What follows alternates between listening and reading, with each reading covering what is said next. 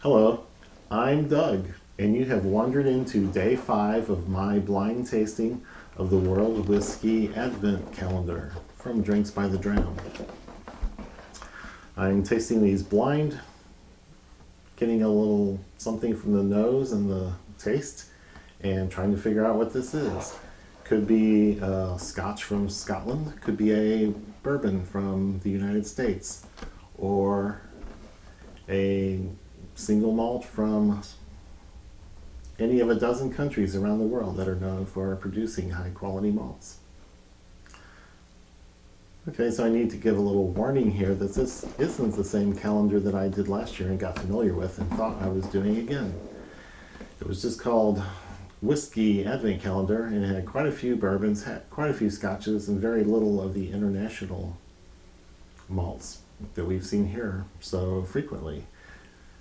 This is called World Whiskey Calendar, and so far I've only found things not from Scotland, not from the US, and this is great because I'm going to get more likely to run into things I haven't had before.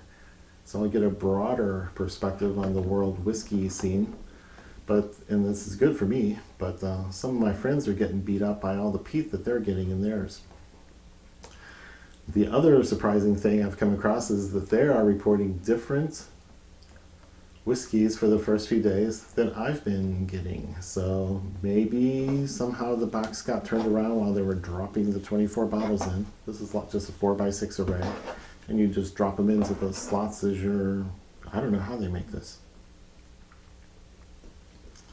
So something could have been turned around so that my box is messed up or my friend's box is messed up, but something's a little bit different between them. But anyway, I'm having a great time tasting these and trying to figure out what they are. So we'll just proceed on that basis.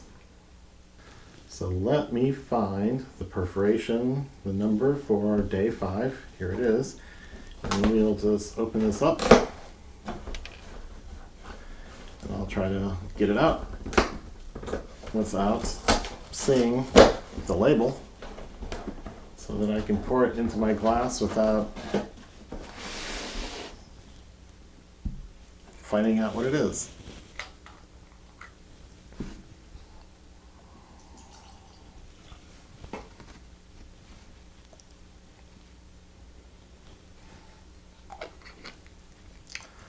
So you put that over there where I can't see it, and we'll get into the nose and taste and try to see if we can determine what this is.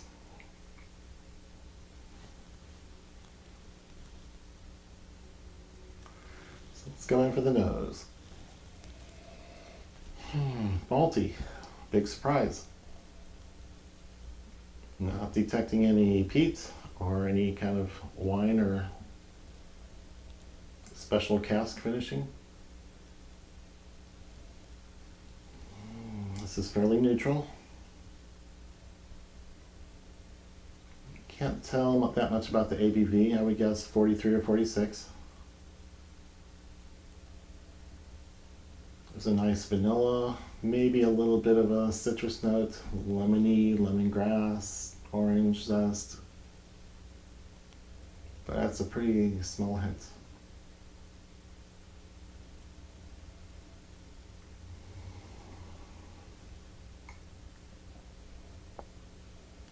Tiniest bit of vanilla or toffee or buttery or butterscotch, shortbread type notes.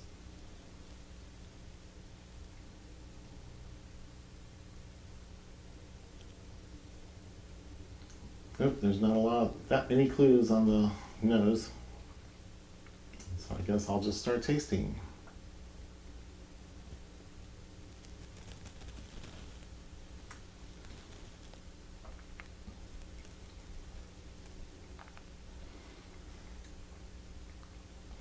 Tastes a little stronger. There's something a little astringent or sharp or acidic, or I'm not sure. I don't recall a note like that in the middle of the taste. The ABV is definitely, I would say 46 range.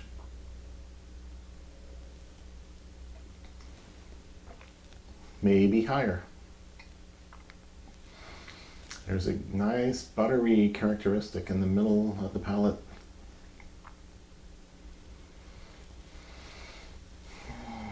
And there's a bit of a transition or a development.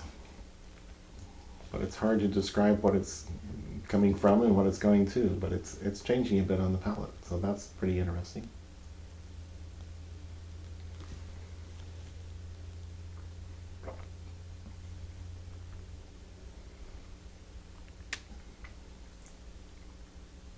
Good solid malt with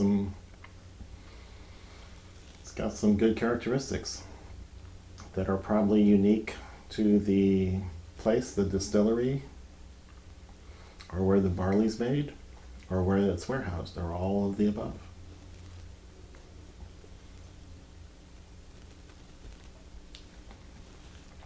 As this is getting all around my mouth, I keep pushing up the ABV. This might be 50% or so.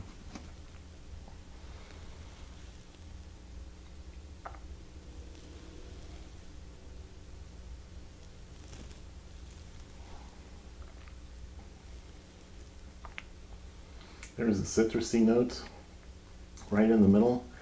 It's a little bit peppery, but that's fairly muted. But it is a spicy type malt with some baking spices, maybe hints of clove, cinnamon,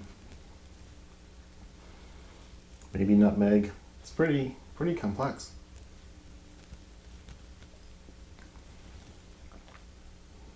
I think the higher ABV is carrying in quite a few flavors. I'm getting a good sense of the age of this.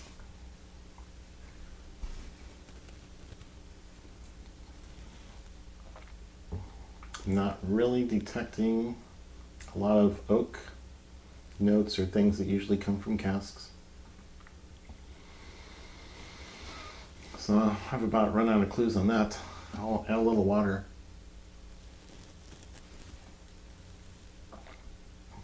And see how it changes, if any. I'm just going to dump in half a teaspoon to something less than an ounce. These sample bottles are all 30 milliliters. Just over an ounce.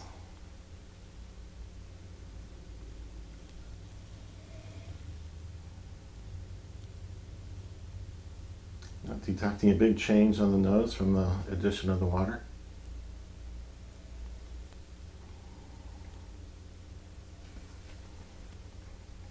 We'll see if the taste changes.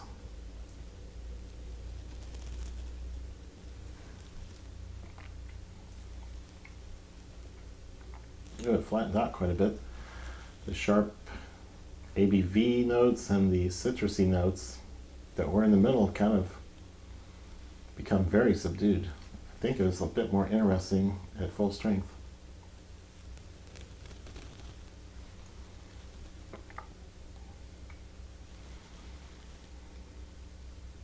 It's still complex, but much more muted.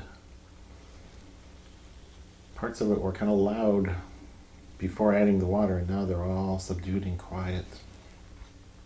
So don't add water to this one.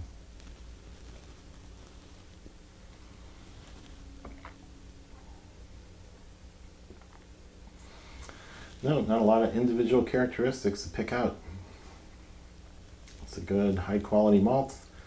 Don't detect any peat, sherry finishing, salinity, brine, anything like that. So this is suggesting Highlands, Bayside, or some other country.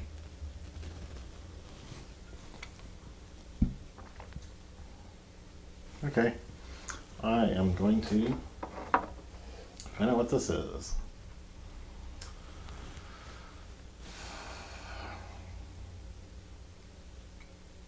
Interesting.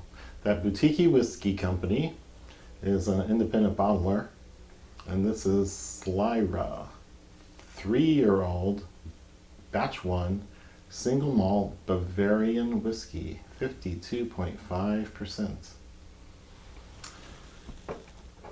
So that's pretty interesting. The name, the age, and the strength, and the location in Bavaria.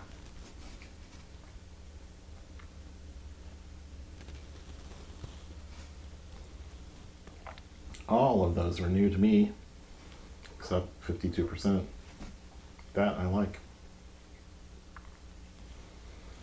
So it's got some interesting characteristics. They might be using a different kind of oak or cask than we're used to from Scotch, but I like the overall effect, and this is pretty good.